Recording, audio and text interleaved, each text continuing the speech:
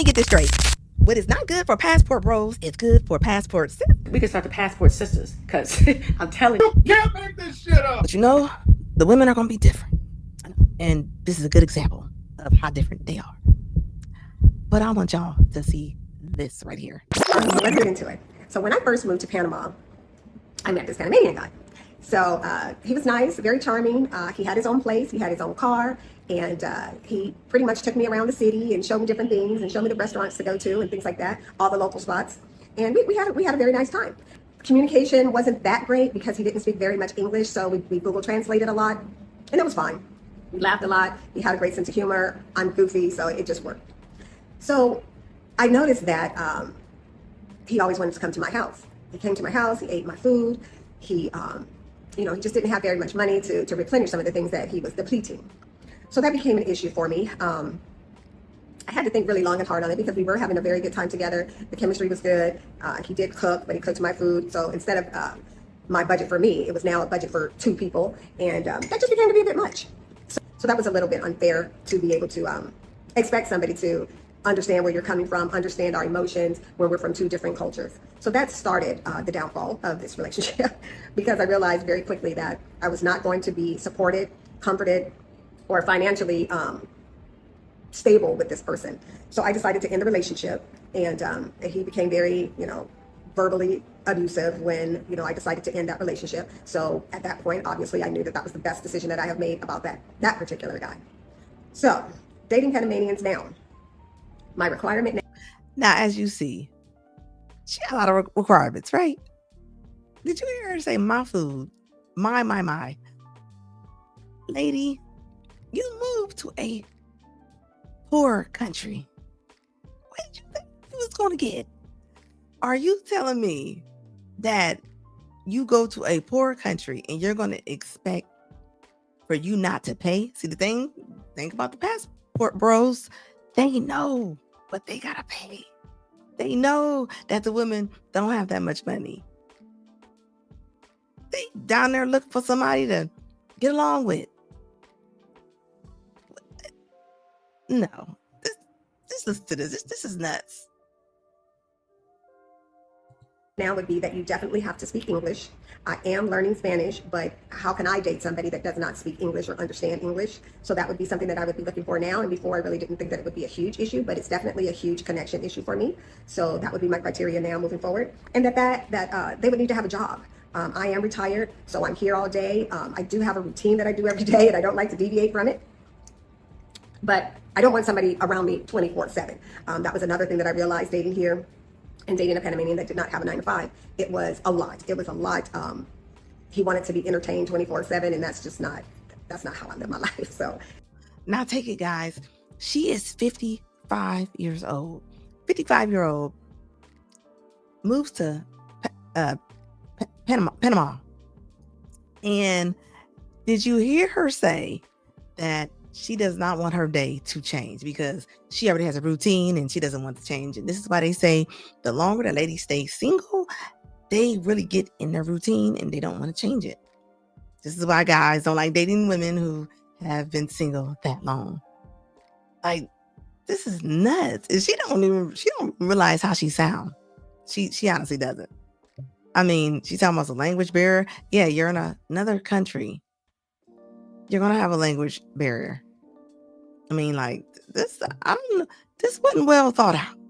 I don't know. What do y'all think? they would definitely need a job away from the house to be able to work at least 8 hours a day, and then we could hang out in the evening. Not looking for a live-in, not looking for somebody to hang out at my house all the time and drink all my beer, eat all my food. I'm not looking for that. So moving forward, I definitely know that is what I would be looking for in a Panamanian mate. What we tend to forget is that, when I was on my journey to come to Panama, I was so excited to meet everybody. I was so excited to get here. I had my blinders on as far as, I don't know these people. And I just really believe that, the Americans are great. No, not all the Americans are great. A lot of us come over here with issues, mental issues, health issues, could be running from something. It could be you don't know what these people came to Panama for. You don't know their financial status. So, when I dated this American guy. Not that she's over in Panama and then want to go date an American guy. Oof, this is probably going to be good. after the Panamanian, I just kind of felt like, okay, this will be cool. I'll date somebody who understands me, an American. We speak English. We understand each other. No, ma'am. That wasn't the case either. So I quickly learned that this person probably had some type of PTSD going on, very insecure, very clingy and needy. Financially, he was able to take care of himself and take care of me. I wouldn't say that he wasn't able to take care of me. He was able to do that, but very clingy. I feel like anybody who likes her, she's going to call them clingy. Ma'am, you're 55. So you telling me when a man likes you and he wants to spend time with you? See, this is where the game's coming at, fellas. This don't even make sense. What do you mean that he's clingy? I think he's trying to date you. That's clingy. This is wild. So you don't want him in your space. You like make it make sense. Make it make sense. This is why I don't know. This don't make sense. Wow. You know, she's still nice looking. So I think that since she's still nice looking, think she's gonna have her way. This is wild. And very looking for, I don't know what he was looking for, to be honest with you, but extremely, extremely, extremely clingy and very territorial with, this is what I want you to do, this is what I don't want you to do, had so many rules and all this other stuff. So that didn't work out either. Once again, I'm looking for somebody that I can speak English to, that can understand me, but that not to control me. I mean, I'm a free spirit.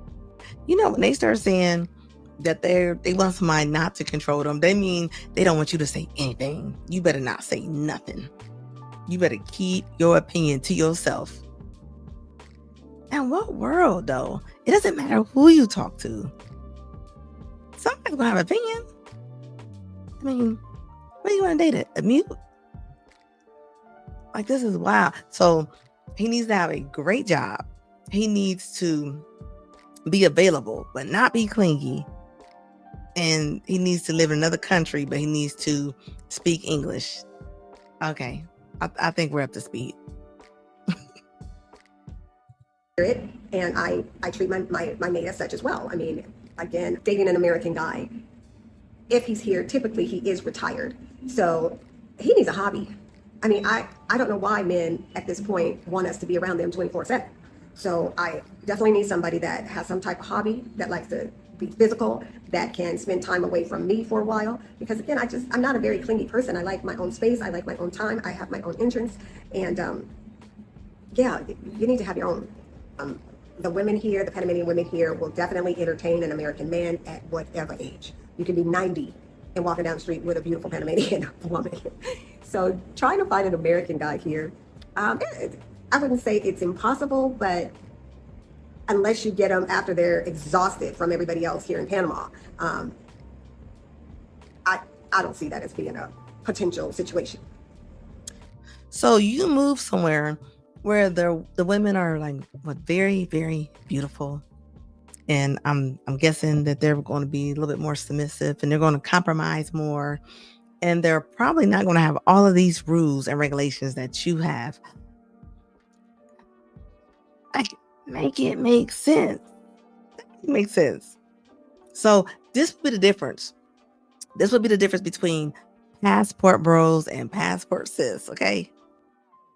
I mean, it's a long list that the women are probably going to roll out. Do y'all not realize that men realize when they go to them countries and go meet them women, to go date them women, possibly even bring them back, they know that they don't have no money. They know that they already have that already counted up in their head. It's almost like women just be dating. They just be dating without no thought to it. They just be like, let me just go out here and see what I can do. I mean, think about it. You met that man. She met that man. You knew he didn't speak that much English. You knew he didn't have much money. And you broke up with him because of that? What? He didn't change anything. Did he change anything? He didn't. I didn't see nothing. Did y'all see something? I didn't see nothing that he changed. She's like, my food, my. You're probably going to have more money than most of the guys that you meet down there. I could imagine the job market. and you're 55. So this is wild. My experience with them is, they have dated a Panamanian before. They realize that that woman doesn't have any financial means, so they're constantly putting out for her, for the kids, or for the family. And American guys are not necessarily used to 100% taking care of a woman like that. But again, you can get them, but you are going to have to financially support them as well. So then when they get tired of dealing with that, then they start sniffing around us again. So I dated a expat that was here a very short period of time, and he was very controlling. So many rules. I couldn't do this. I couldn't do that. I had to call him so many times a day, or it was just so many doggone rules. And I think he had a little bit of PTSD going on too. It was just a lot. And after the Panamanian, I really thought, wow, this would be great. He's an American. He speaks English. We understand each other. But that's the thing too. We don't know why people move to Panama. We don't know your medical background, your mental background, or any of that. So that was an eye opener for me too. So it's like, okay, dang, if I can't date a Panamanian, I can't date a expat. Like, what the chances? Who am I gonna date? So probably nobody. You're probably gonna date nobody. You got a lot of rules for a little country that you moved to. I mean, it's just like when women are saying that they want to date 6 feet and above. I mean, less than 10% of the world is over 6 feet. You're probably in a country. They do not have the same resources that you have. And you gonna throw it in their face? That's dope. That's wild.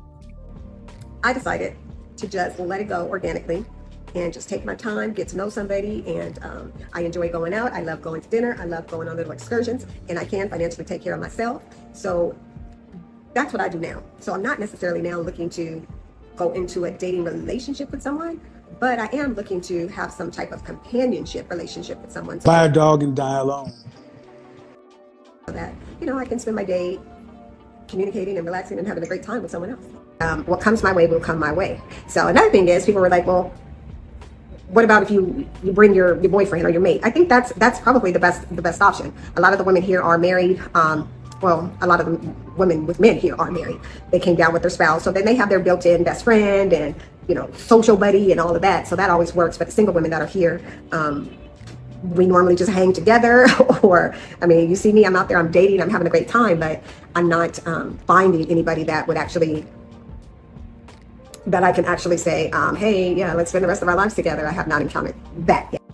So basically, you went over to another country and you're doing the same thing that you were doing in the States. Think about that. And you saying that you want to be bothered with somebody, but not too much. Ma'am, buy a dog. Buy a dog. That don't even make sense. And then you just said that it might make more sense if you bring somebody from the States over to Panama. Could you imagine one of the passport bros saying, you know what, I'm gonna go get one of the American girls that we running from, and I'm gonna bring them over? Like, that doesn't even make sense. Make it make sense. Y'all, what y'all think about this video? Please subscribe and please leave some comments. I definitely will answer them.